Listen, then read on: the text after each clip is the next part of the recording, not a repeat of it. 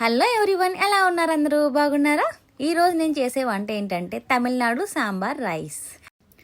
ఈ సాంబార్ రైస్ ఒక్కసారి తిన్నారంటే విడివిడిగా అయితే చేసుకోరు, ఇలా కలిపే చేసుకొని తింటారు. చాలా బాగుంటుందండి. దీనికి ఏమేమి కావాలో చూసే, ఒక గిన్నె తీసుకుని ఒక గ్లాస్ బియ్యం పోసుకోండి. సాల్ట్ గ్లాస్ చూస్తున్నారు కదా, ఈ గ్లాస్, అదే గ్లాస్తో కందిపప్పు తీసుకోండి. ఆ రెండు కలిపి నీళ్ళు పోసి ఒక గంట సేపు నాననివ్వండి. ఈలోపు టైం వేస్ట్ చేయకుండా ఏమేం కూరగాయలు కావాలో అవన్నీ కోసేసుకుందాం. ఇక సాంబార్లో మనం ఏమేమి వేస్తామో అవన్నీ తీసుకోవచ్చు. చూసారు కదా, బాగా అయితే నానిపోయింది. నేనేం చేస్తున్నానంటే ఫస్ట్ చింతపండు కూడా నానబెట్టేసుకుంటున్నాను. చూస్తున్నారు కదా, ఈ చింతపండు వేడి చేసిన నీళ్ళలో నానబెట్టుకోండి. గుజ్జు అయితే చాలా బాగా వస్తుంది. ఎక్కువగా కష్టపడి మనం చింతపండు నీళ్ళు తీయక్కర్లేదు. కుక్కర్ అయితే పెట్టేసుకున్నాను. ఇప్పుడు నానబెట్టుకున్న బియ్యం, కందిపప్పు ఉన్నాయి కదా, అవి ఇందులోకి ట్రాన్స్ఫర్ చేసేసుకోండి.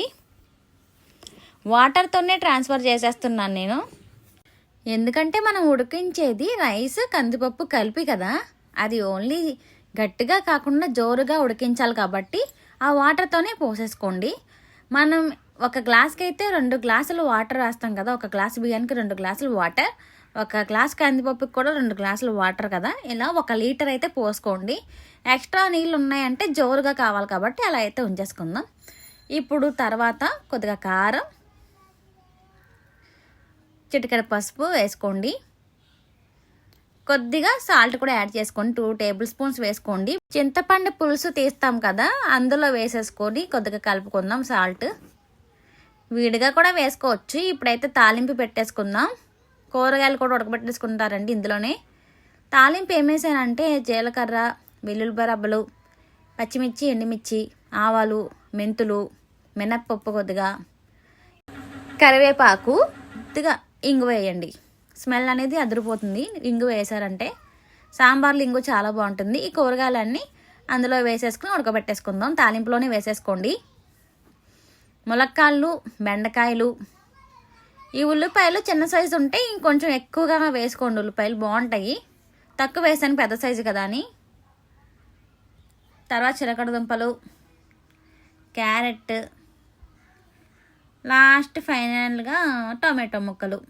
ఇంక ఇవి చాలండి, ఇంక ఎక్కువ వేసినా కూడా బాగోదు.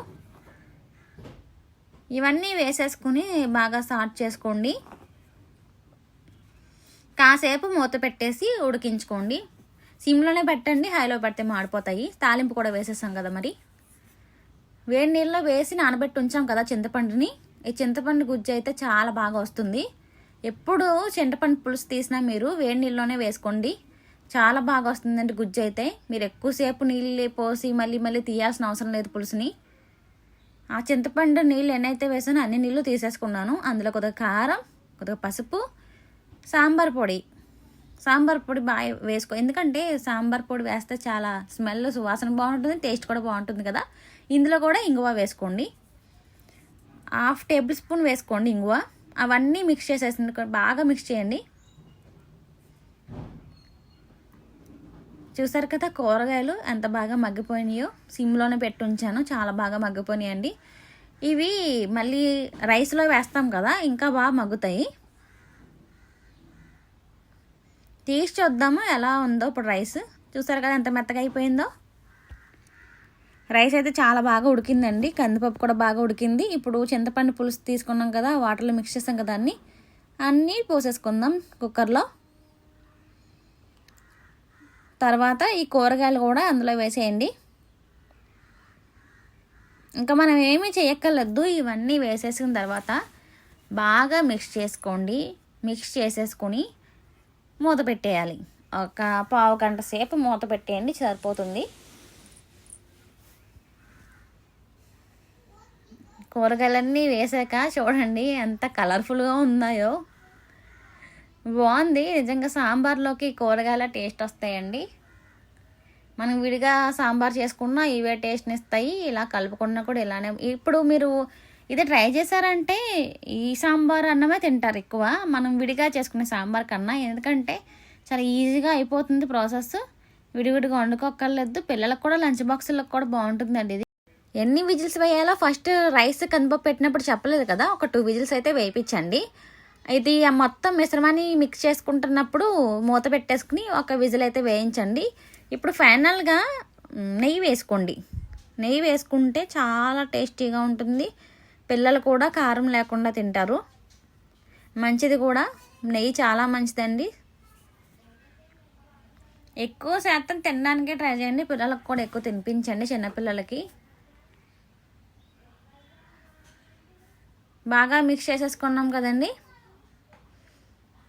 మొత్తం కలిసిపోయింది. నెయ్యి కూడా బాగా కలిసిపోయింది. విడివిడిగా ఉంది కాబట్టి ఒక పావు గంట సేపు ఉంచేసి స్టవ్ ఆఫ్ చేసేయండి. ఒక విజిల్ అయితే వేయించండి చాలు, ఎక్కువ వద్దు.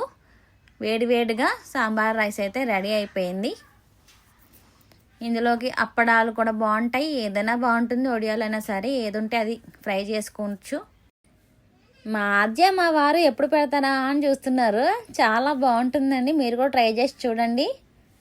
చాలా వేడిగా ఉంటుంది, మనం కూడా తినలేము. పిల్లలకు కూడా చల్లారిపోయిన తర్వాతే పెట్టండి. చూసారు కదా తమిళనాడు సాంబార్ రైస్ రెసిపీ ఎలా ఉందో మీరు కూడా చేసుకుని చూడండి. నచ్చుతుంది, ఖచ్చితంగా నచ్చుతుందండి. నా ఛానల్ కనుక మీకు నచ్చినట్లయితే సబ్స్క్రైబ్ చేసుకోండి, ఒక లైక్ చేయండి. మీరు లైక్ చేయడం వల్ల నా వీడియోస్ ఇంకొంతమందికి యూట్యూబ్ రికమెండ్ చేస్తుంది. కామెంట్ చేయండి ఎలా వచ్చిందో రైస్. సాంబార్ రైస్ బాగుంటే కామెంట్ చేయండి. నా వీడియోని ఎండింగ్ వరకు చూసిన వాళ్ళకి చాలా థ్యాంక్స్ అండి.